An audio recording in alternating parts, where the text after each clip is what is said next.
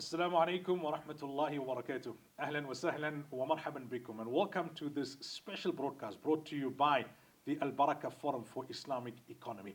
You are watching us live this Sunday afternoon from Johannesburg here in South Africa on Hilaal TV, as well as Baraka Bank South Africa and Baraka Forum's YouTube and Facebook live streaming, and the Zoom virtual platform for Baraka Forum. The topic is Islamic economy around the world, and the focus for today's program is on South Africa. Now, let me commence by giving you some background into the South African context. After decades of apartheid, preceded by European colonialism and a culture of racism, South Africa ushered in the democratic era in the early 1990s. Mandela's renowned Rainbow Nation commenced with the first democratic elections in '94. Despite the challenges of racism and apartheid, the Muslim community in South Africa during the apartheid era had achieved in a significant way, from religious infrastructure to education and other such examples.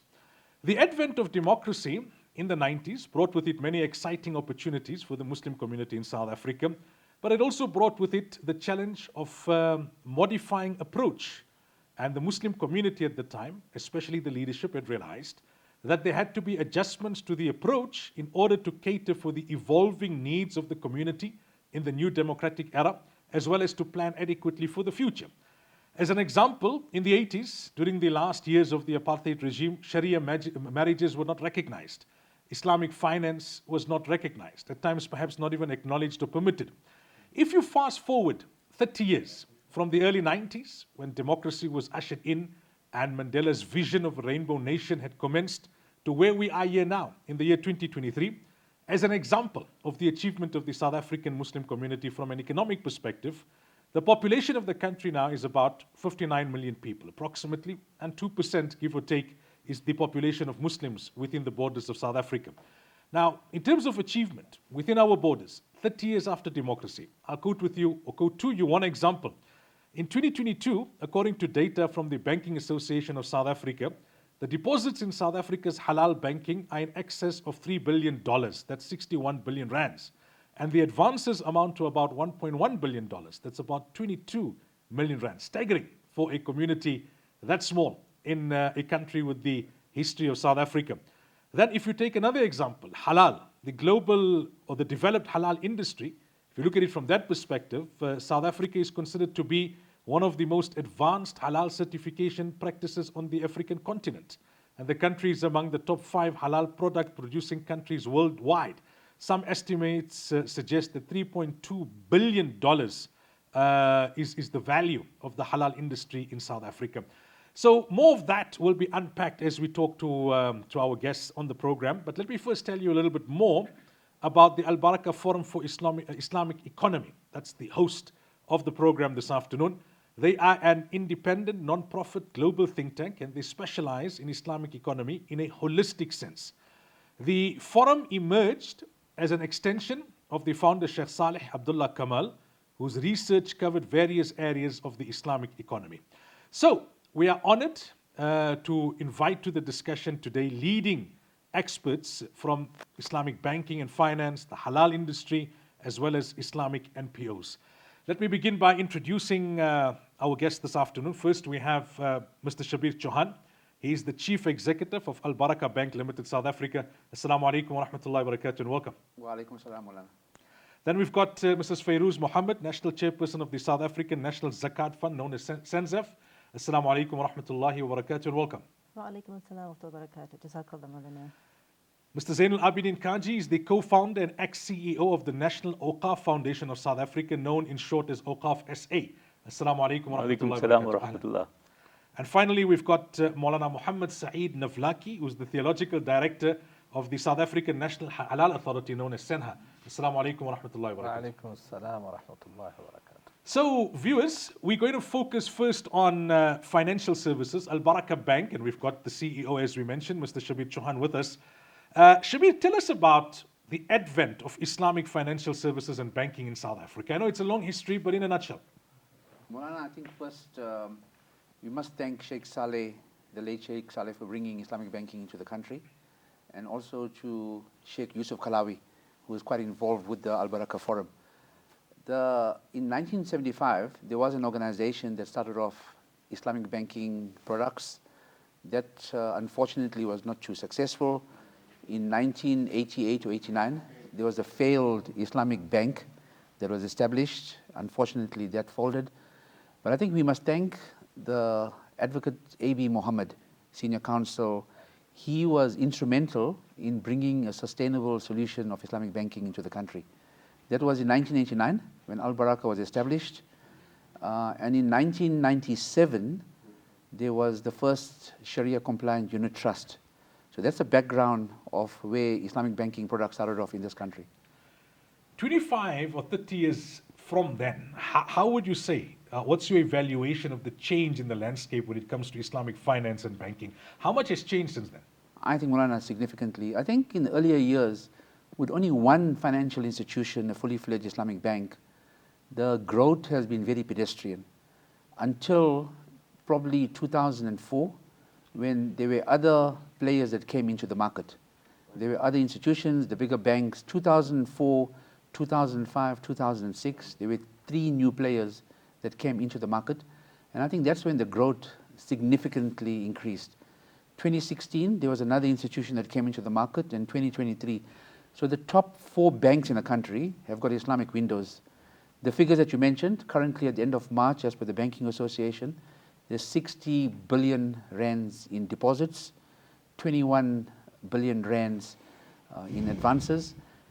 The figures are small relatively to the size of the market, constituting just 0.1% of the total deposits.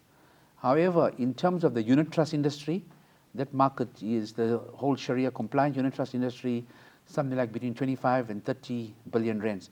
So I think there's significant progress that has been made over the years, but still a long way to go, taking into account the relative size of the Muslim population in the country. But I think, if we look at it from a practical perspective, in the last 30 years, right, South African Muslims have an option, whether it be in the form of Al Baraka Bank or whether it be in the form of Islamic finance within the major commercial banks. From your current account to your credit card, to home loans, to car finance, and everything else can be done in a Sharia compliant way with no hassle. So there's opportunities.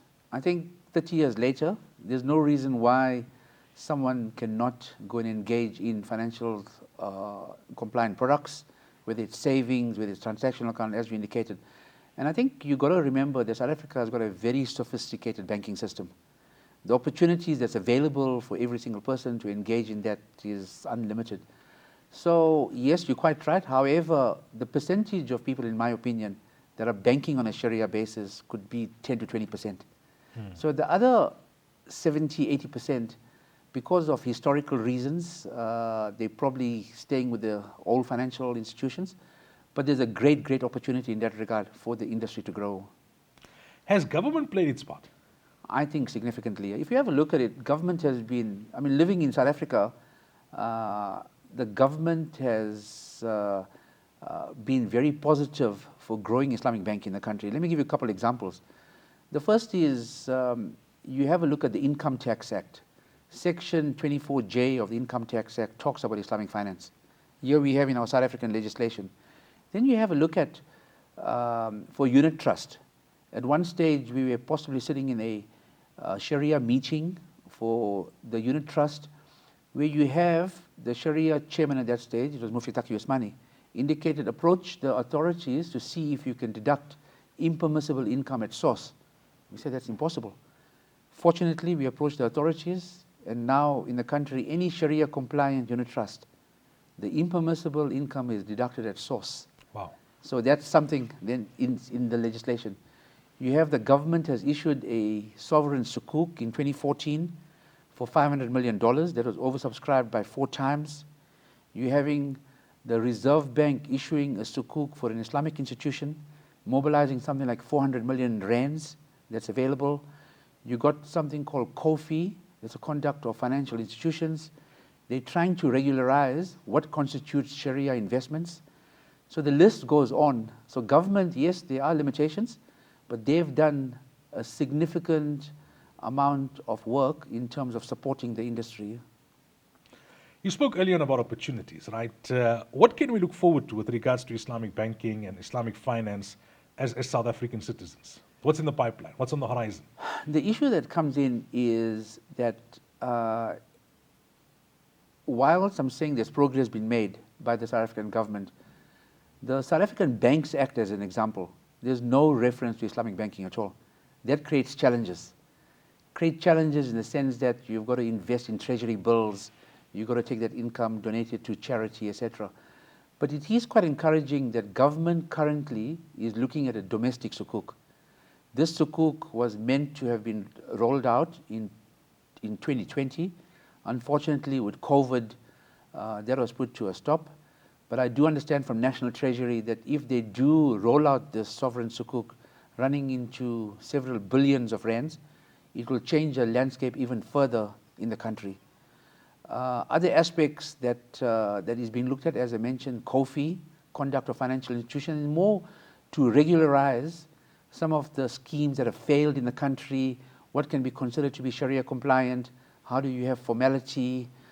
So those are some of the issues that's coming across. But the biggest challenge is the regulatory side, which takes a long time to address. All right, time for our first break. When we come back, inshallah, we continue this very enlightening and interesting discussion.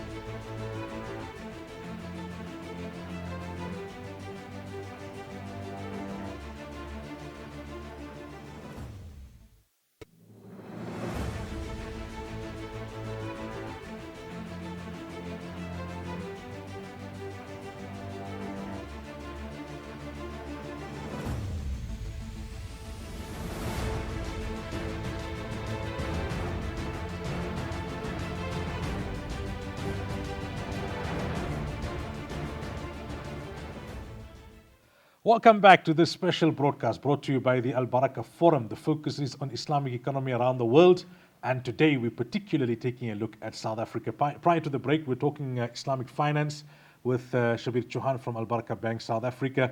Now we focus on the non-profit sector with firstly Sister Feroz Mohammed, whom we introduced in the last segment, chairperson of SANHA.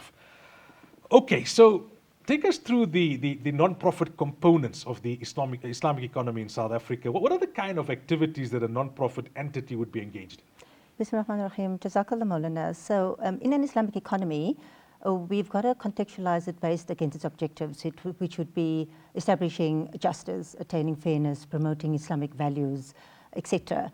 And within establishing these objectives is where the model or the social aspect of the Islamic economy comes through, which is the non-profit sector.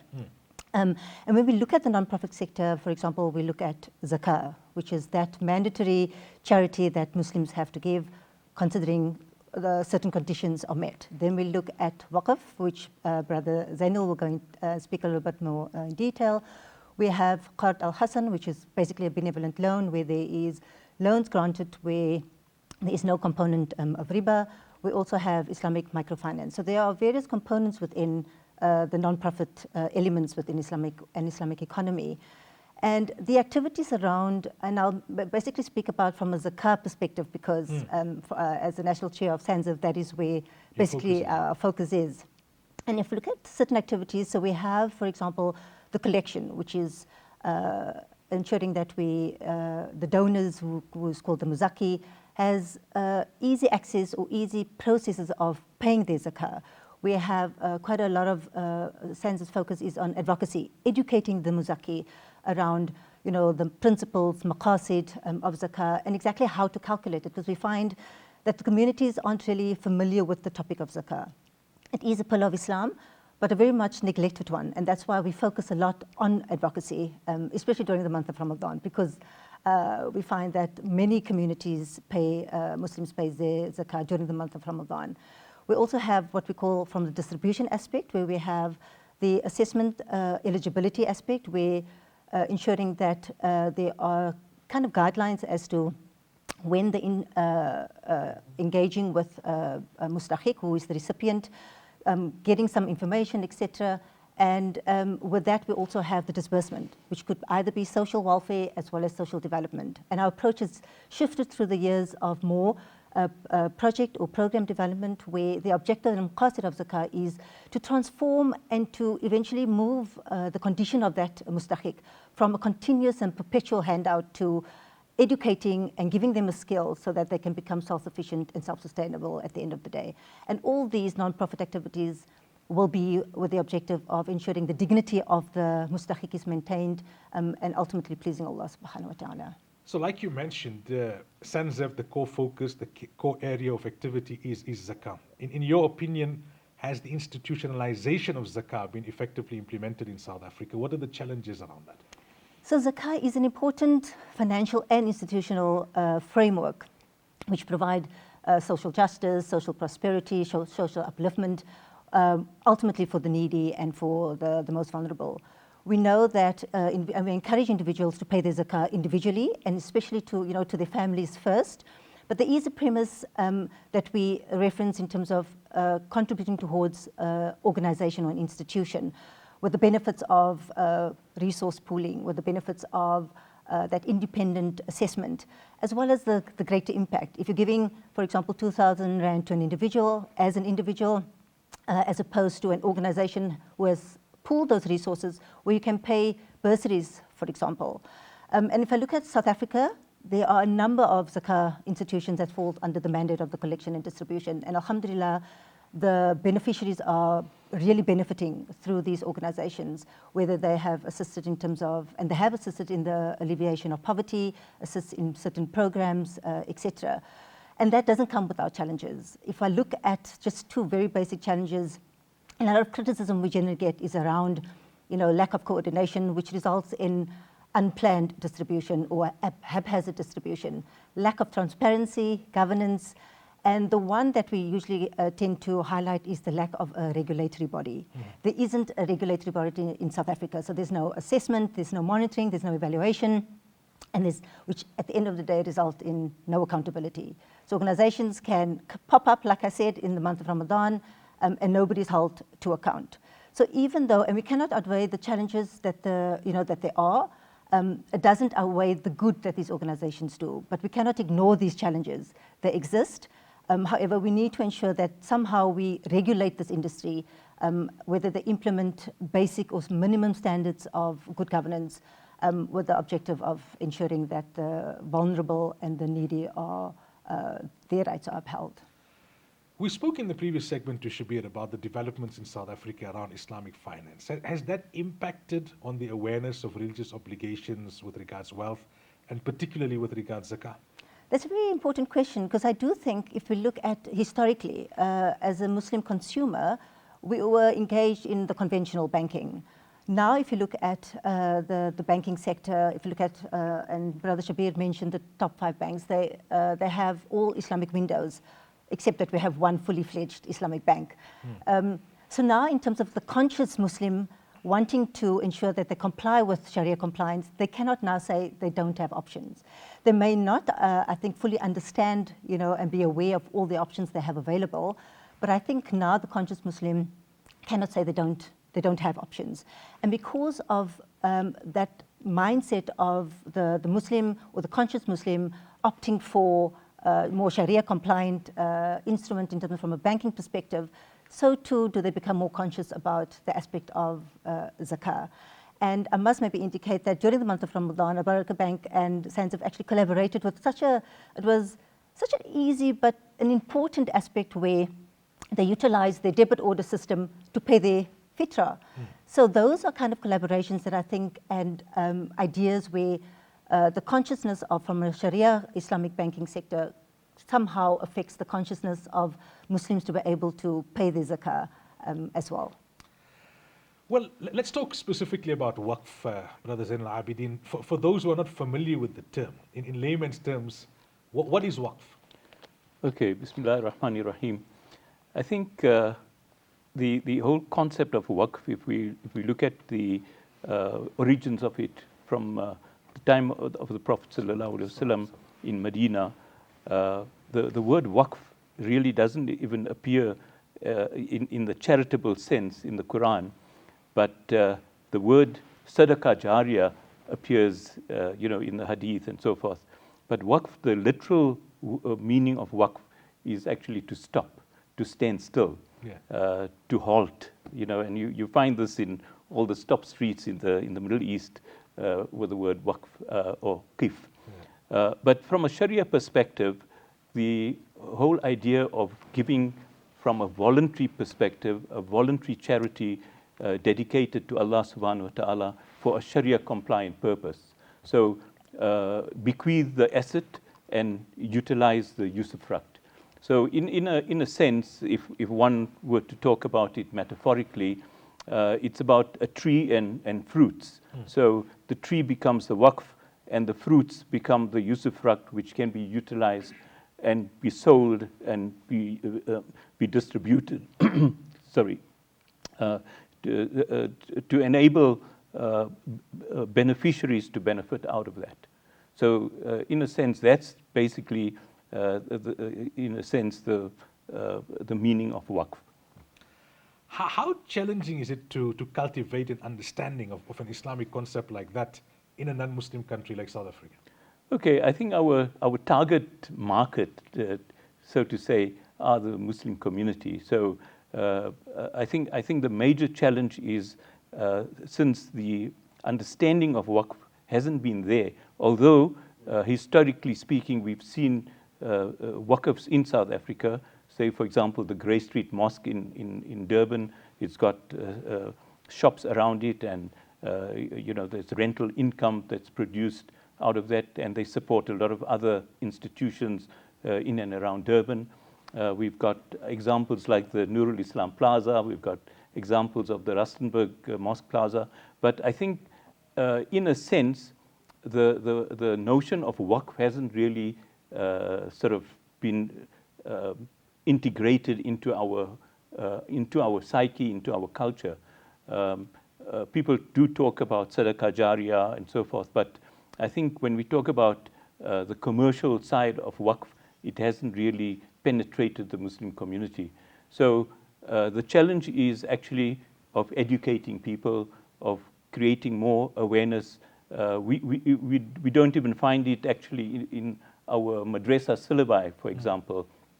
We may be talking about charity, but because Waqf is such a specialized form of charity in Islam, I think it needs to be given a lot more prominence. Although it's not a compulsory charity, as a voluntary charity that has been sort of embedded within Islamic culture from the time of the Prophet ﷺ, and also, that Sahaba, it is said that almost every Sahaba that had some form of wealth had made waqfs. So in terms of our history and our culture, it's really deeply, deeply embedded.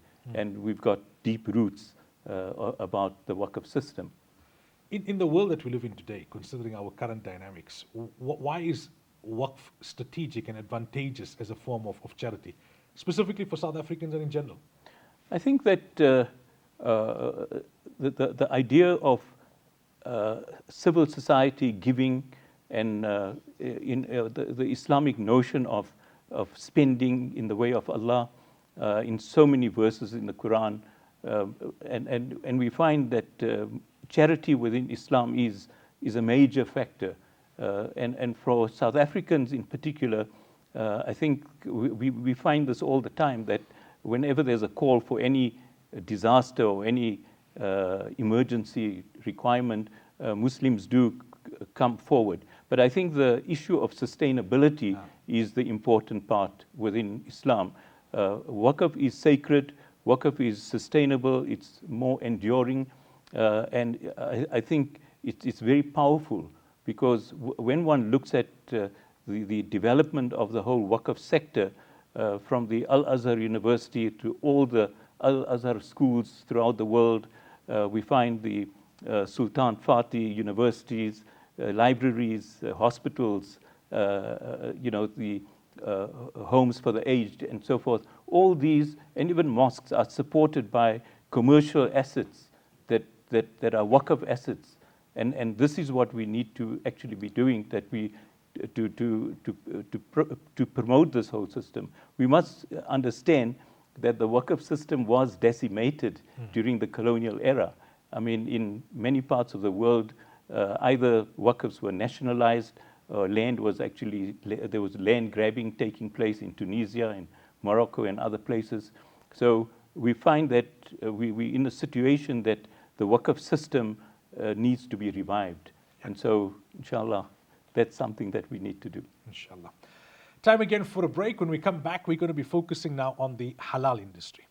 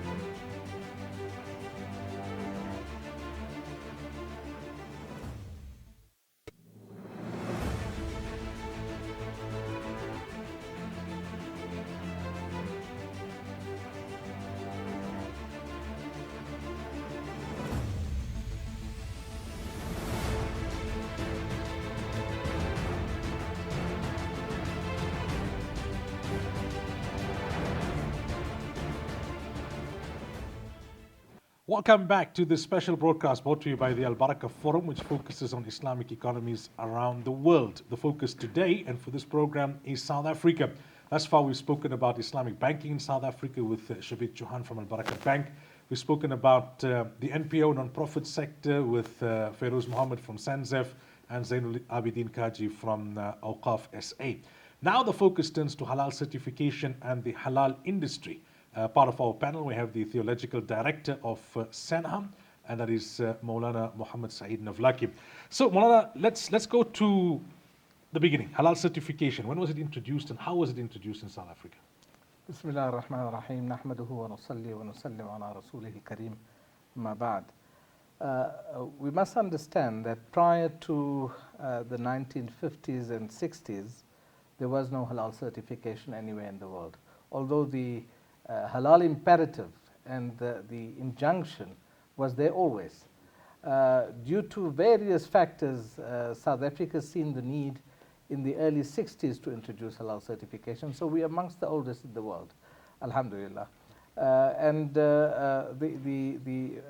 first halal certification body was established in the Cape, the Muslim Judicial Council. And then the halal certification activity of the Jamiatul Ulama Transvaal started in around the late 60s. Started with the red meat abattoirs at the time because that was the need. Everybody slaughtered their own poultry in their homes. And all other food products, I mean 50, 60 years ago there was no buying a yogurt or a loaf of bread from the shops. Everything was baked at home and made at home. And as the years went on, the need for halal certification grew nationally and beyond just our borders. If we look at the 1980s, we introduced halal certification of poultry abattoirs, and that wasn't because the community stopped slaughtering at home. It was purely because that the Muslim businessmen embarked into the FMCG industry in the late 70s, early 80s, and they had a need to sell halal poultry, frozen poultry in their businesses. So it evolved, although that was the objective at the time, it evolved where every household today buys their, their fillets and their poultry directly from the industry. Nobody slaughters at home anymore, illa masha'Allah. So that's how things have evolved. And in the late 80s, a lot of research was done beyond the sphere of the meat industry. And we then embarked into looking at various other facets of the food industries and the critical areas in every industry. And alhamdulillah, today you see almost every segment of the halal industry is being regulated by the halal certification bodies. So that's the next question, right? Historically, it was about meat. So you had to avoid bacon. People would look at the back of sweets, etc., sweet wrappers, to see whether there was gelatin or not. Now you would find logos of the halal certifying bodies on bottled water, on toothpicks, on wet wipes, on other non-edibles, even perhaps lotion that you would use to body cream. Why is that? Well, we must understand that whilst the al-aslu fil ashya hiya al-ibaha, so lawfulness and legality and permissibility is the rule in all items, but luhum was the exception. The asl in luhum is tahrim.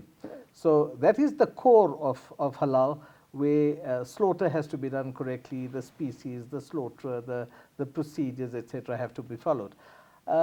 With the advancement, firstly, with our dependence on products that are not made within our homes, are made by the industry, there's so many detailed areas, from ingredients to manufacturing aids to the equipment that is used, where there is a huge possibility of non-halal components coming in.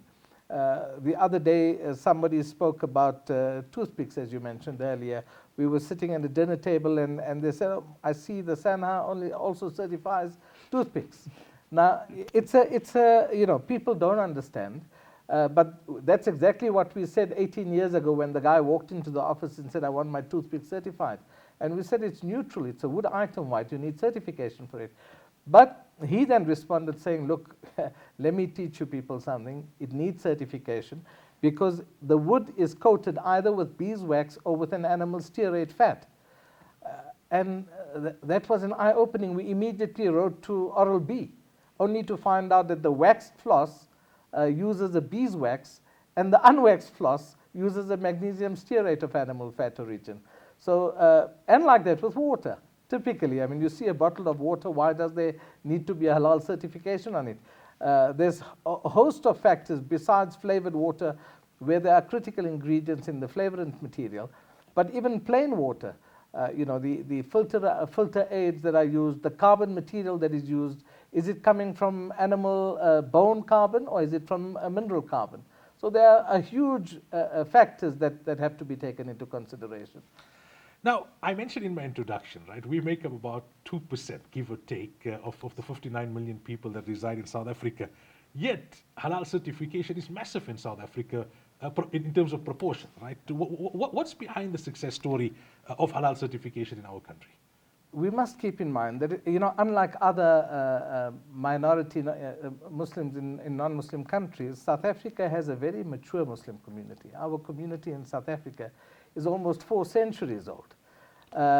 We have well integrated into the community. There's tolerance, there's acceptance, there's acknowledgement of the needs of the community, and that is one of the main reasons that we find industry understanding our needs. We also have a very, very strong Muslim business component in this country, and Brother Shabir Chauhan's banking will tell you a lot about how strong the Muslim community is in this country in terms of its financial capacity and its trade component. Our traders make up in the FMCG sector almost 30% is made up by Muslim traders. So there is a demand, unlike others, and unfortunately you even see it in Muslim countries, other non-Muslim countries, where Muslims will have a halal restaurant and still sell liquor. In South Africa, the Muslim community are very, very conscious and aware about what they can and cannot do, and Muslim traders will not sell non-halal in their businesses. And that has led to where we are with regards the strength of halal in this part of the world. Early on, Feroz spoke about the NPO sector and that there isn't enough regulation. Anyone can start. There isn't enough oversight, etc. What's the legal framework in South Africa when it comes to halal certification? There is no legal framework per se. Like with any other NPO, as long as you go and you register yourself, or even if you're not an NPO, private organizations can go and register themselves and start off halal certification. So there unfortunately isn't legal framework like in any other non-Muslim country. And South Africa being a secular state, the state doesn't want to get involved in religious affairs really. And there's a good side to it and a negative side to it as well. So there's positives and negatives to it. But in South Africa, there is no legal framework. However, having said that, the community representatives and leading organizations in the country have been part and in the fore of this. So we've managed to stem non-entities getting into the field and just certifying for the sake of purely monetary reasons. In South Africa, it's not like that. We've got community representative organizations doing certification, which is a big plus. And then on the international arena, there is a level of regulation that is coming in, which is going to stem out those that are incompetent, or they're going to separate the men from the boys, because countries like Malaysia, Indonesia, Saudi Arabia, UAE are now not only insisting that you must be competent bodies, they in fact come out and audit your systems to ensure that there's compliance and that you have systems in place to avoid poor certification, fraudulent certification, and lack of integrity in the service of halal. Time now for our final break. When we come back, inshallah, we move towards the concluding remarks and some of the questions that have come in from our viewers.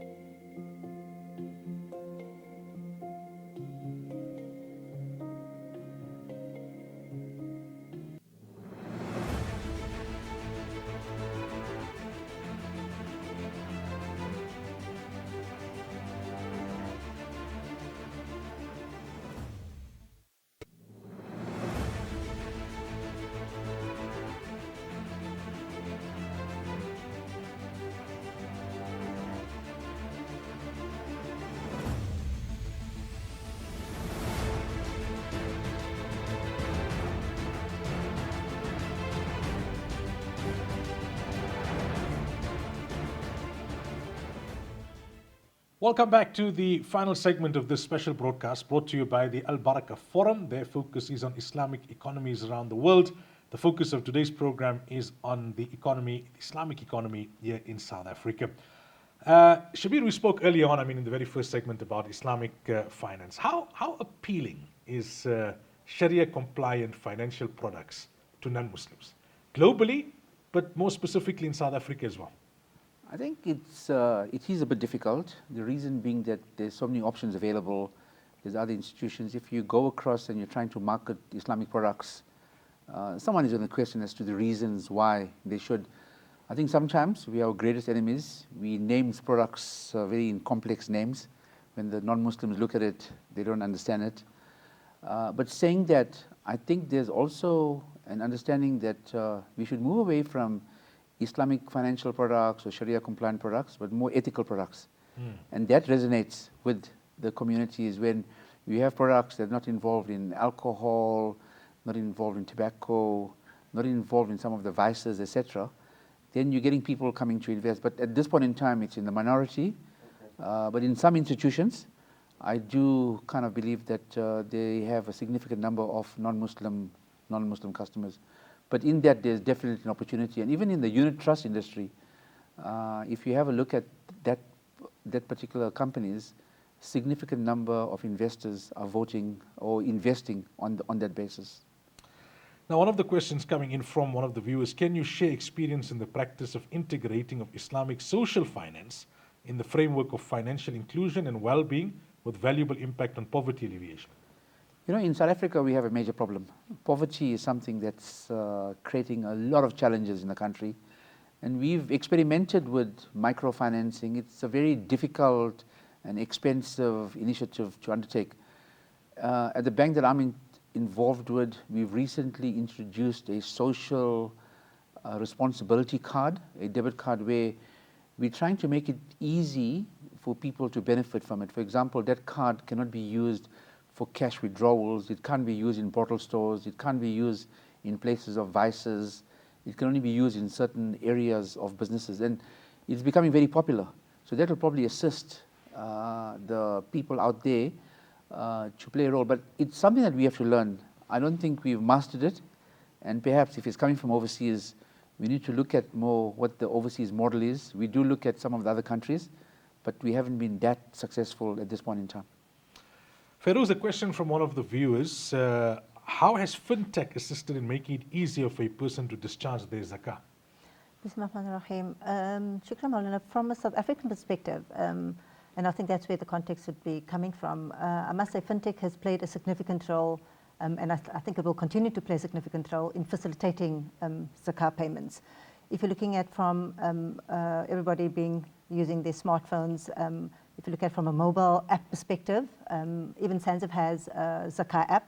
So to be able to even calculate your zakah, it stores your information, it calculates, assists in assets that are zakatable, which gives you that option of, oh, I didn't realize I needed to pay on my jewelry, which would be my Kruger coin, for example, or jewelry, etc. We also have online calculators. So SANHA also has an online calculator on their website. We also have, obviously, which generally we've had before, which is the online payment system through your banking system as well. And then there are possible crowdfunding technology that people use in terms of discharging their zakah. What doesn't happen in South Africa is the automated zakah deduction.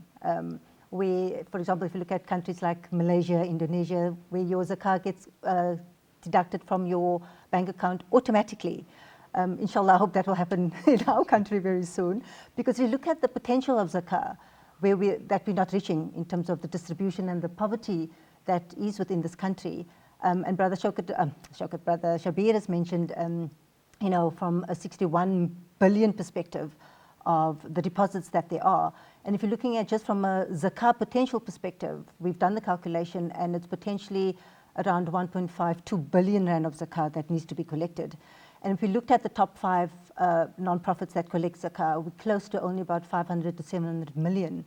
So you can see the potential of the impact that we could make if people actually pay their zakah. And we're making it much more easier. Fintech is making it so much more easier as an enabler to discharge your zakah. Zain Abidin, we spoke about the NPO sector both in terms of zakah and waqf from the organizational perspective and the Muslim community perspective. In terms of the broader socio-economic situation in South Africa, and we know that South Africa stands as the most unequal society globally, what would you say has been the contribution of the likes of SANHA and Awqaf SA and others working in this sector towards poverty alleviation, towards contributing in as far as the socio-economic challenges facing the country as a whole is concerned? I think that if you look at our whole NPO sector, there's been undoubtedly significant contribution. I think that in almost every sort of catastrophe, one would find Muslims in the forefront. And I think that speaks quite loudly about Muslim contribution in South Africa. We actually once also tried to initiate a Muslim community social investment survey, but I think that that might be something that we could still do.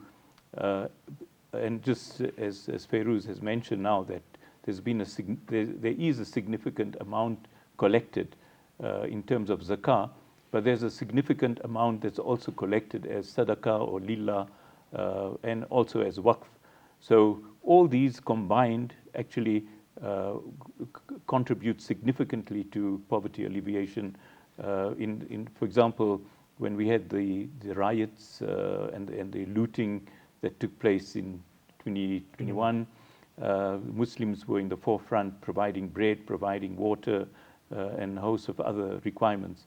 So I think there has been, on the one hand, a lot of relief work that goes on Boreholes are sunk almost everywhere throughout the country by various organizations, Crescent of Hope, Awqaf South Africa, SANHA, and others.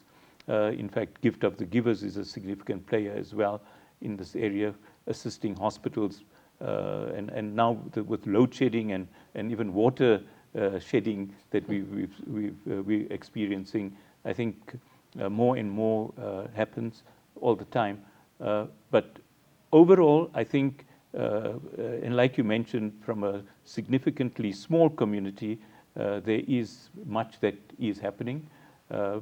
Unfortunately, not all of this gets broadcast in media. And I think that we need to actually get some form of coordination of all the things that happen on the ground, so that the public and especially the powers that be get to know about what we're doing. I think it's an important point you mentioned. Like, for example, Imtiaz Suleiman of Gift of the Givers is so appreciated amongst non-Muslims for the work that they do in poverty alleviation and socio-economic challenges, that many want him to become the next president of the country. Yes, absolutely. Maulana, the issue of halal certification, what are the challenges currently in your space, and how do you assess that space going forward? What should we be looking at from an Islamic halal certification perspective in terms of being well prepared for what the future holds?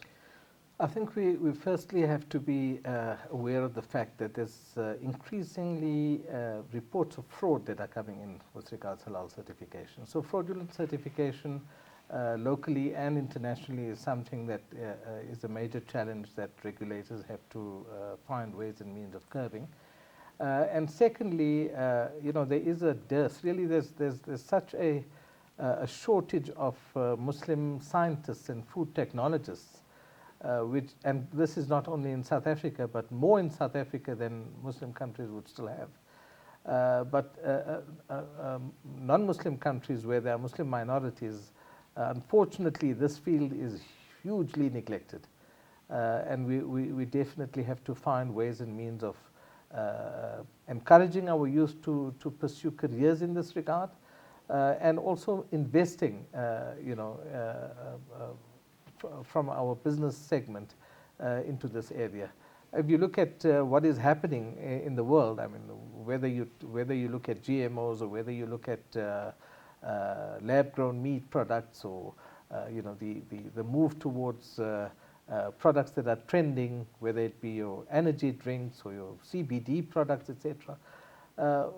We don't have people that can give us clear answers, with regards what is the reality that is happening.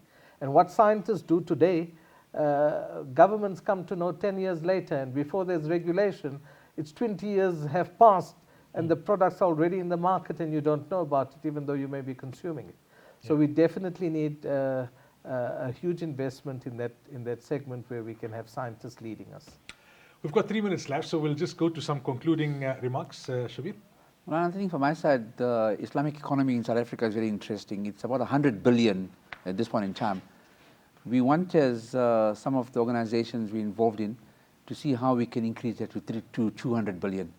There is an inaugural meeting of an association this week, Thursday, that's taking place, to get the unit trust industry, the banking industry, very importantly, the takaful industry, which is Islamic insurance, is in an embryonic stage, but that's a next massive growth in the country. Feroz?